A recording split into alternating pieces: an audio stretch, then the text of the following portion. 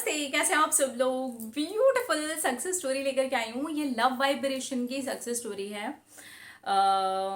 सुनिए थोड़ी सी ये ना सक्सेस स्टोरी क्योंकि नहीं, मैं नहीं बता रही, आप सुनो। हम्म, हाँ। तो सक्सेस स्टोरी जब इन्होंने भेजी तो इन्होंने ऊपर ही लिख दिया है मुझे कि नाम नहीं शेयर करना चाह रहे। तो इनका नाम जो है ऑब्वियसली मैं नहीं शेयर कर सकती हूँ। ओके डियर, हम आपका नाम नहीं शेयर कर रहे हैं, लेकिन आपकी सक्सेस स्टोरी हम जरूर शेयर करें। इन्होंने लिखा है, मेरी अब शादी हो चुकी है। मैंने अपनी शादी को भी मैनिफेस्ट किया है और आज मैं बहुत अच्छी हैप्पीली मैरिड लाइफ को एंजॉय कर रही हूँ। बहुत अच्छी जिंदगी को जी रही हूँ। इसके पहले मेरा एक टॉक्सिक रिलेशनशिप था जो बहुत बुरी तरीके से खराब हुआ था। मैंने सोचा कि मैं लव वाइब्रेशन भेजती हूँ अपने एक्स पार्टनर को, और किसी रिश्ते के लिए नहीं भेजनी है।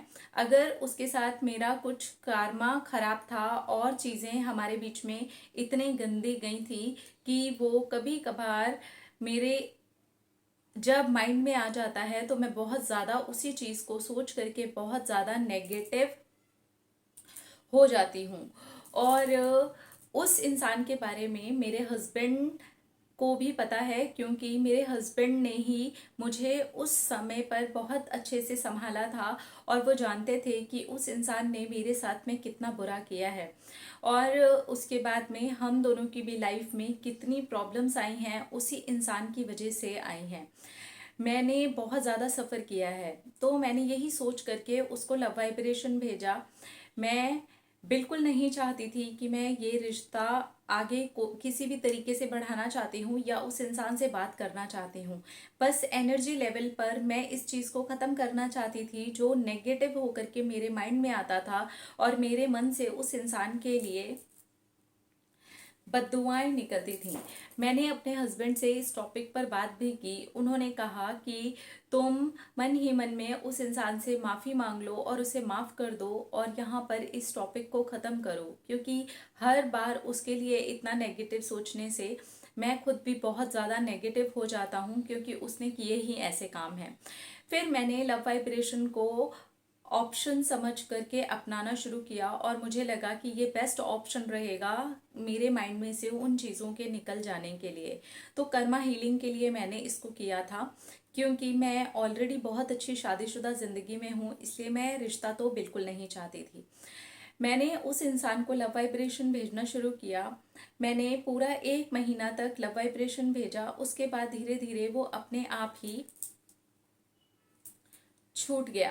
और जब वो छूटा तो ऐसा छूटा कि मेरे माइंड से ही निकल गया, और उसी बीच में गुड न्यूज़ आई कि मैं प्रेग्नेंट हूँ। मुझे लगा कि चलो वो कर्मा हीलिंग भी हो गई और अब मेरे माइंड में कुछ भी नेगेटिव पॉजिटिव कुछ भी नहीं आता और मैं बहुत ज़्यादा खुश हो गई। अब मैं और मेरे हस्बैंड एक नई लाइफ की तरफ आगे बढ़ चुके थे, और तभी मेरे एक्स पार्टनर का कॉल आया। उसने पहले मेरे हस्बैंड से बहुत सॉरी बोला और उस हर एक बात के लिए वो बहुत शर्मिंदा था। उसने मुझसे भी बात की, मेरे हस्बैंड के फ़ोन से ही उसने मुझसे बात की थी और उसने मुझसे बहुत माफ़ी मांगी। पता नहीं वो इतना ज़्यादा क्यों गिल्टी फील कर रहा था, लेकिन कहीं ना कहीं कहीं मुझे ऐसा फील होने लगा था कि ये इंसान अब लव वाइब्रेशन की वजह से आया है। और मैं अंदर ही अंदर इस चीज़ को ऐसे फील कर रही थी कि मैंने लव वाइब्रेशन भेजी थी, मैंने कर्मा हीलिंग की थी और इसने माफ़ी भी मांग ली। अब मन में से उस इंसान के लिए सब कुछ निकल चुका है। प्यार तो बहुत पहले ही निकल चुका था, लेकिन अब नफरत भी निकल चुकी है।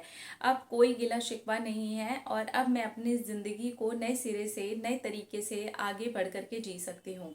इस बात से मेरे हस्बैंड भी बहुत खुश हुए और मैं भी बहुत खुश हुई। अब मैं अपनी प्रेगनेंसी को एंजॉय कर रही हूँ। सीरियसली मैं इतना अच्छा और इतना हल्का कभी फील नहीं कर पाई थी। अब मैं उतना अच्छा और उतना हल्का फील करती हूँ और बहुत खुश रहती हूँ, क्योंकि ये मेरा टाइम है, मेरे हस्बैंड का टाइम है, मेरे परिवार का टाइम है। Thank you, thank you, thank you love vibration. उसने एक मिराकल की तरह से उस गंद को मेरे माइंड में से निकाल दिया जो मुझे बहुत परेशान कर रहा था। Thank you. Congratulations, congratulations.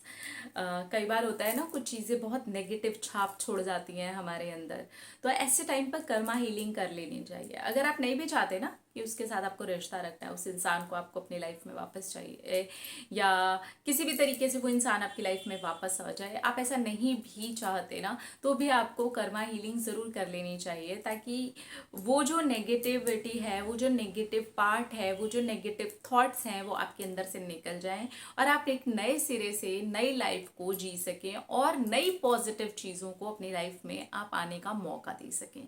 तो इन्होंने बहुत ही अच्छा किया कि कर्मा हीलिंग कर ली, बिना ये सोचे, बिना ये चाहे, क्योंकि ऑब्वियसली बहुत अच्छी हैप्पीली अपनी मैरिड लाइफ को ये जी रहे हैं। तो अब ऐसे केस में तो नहीं चाहिए कि भैया आओ अब हमें तुमसे वापस रिश्ता रखना है, और वो भी टॉक्सिक रिलेशनशिप। टॉक्सिक ना भी हो, अब हमारी अगर शादी हो गई है, हम बहुत हैप्पी हैं, हम नहीं चाहते हैं उस रिश्ते के अंदर वापस जाना चाहिए भी नहीं, खैर। तो ऐसे केस में आपको हीलिंग करके उस चीज़ को वहीं के वहीं छोड़ देना चाहिए और बस शांत हो जाना चाहिए। तो इनको तो रिजल्ट भी आ गए कि सामने से ही उस इंसान ने बहुत सॉरी फील किया, और जैसे ही उसने माफ़ी मांगी तो वो जो अंदर दबा हुआ दर्द था वो निकल करके ख़त्म ही हो गया, और ये अपनी लाइफ में बहुत ही खूबसूरती से आगे बढ़ गए। कॉन्ग्रेचुलेशंस, बहुत बहुत बहुत मुबारक हो। अपने अंदर रखिए ख्याल, अपने आप से कीजिए ढेर सारा प्यार, ताकि आप अट्रैक्ट करें ढेर सारा प्यार। Love you all, Tata.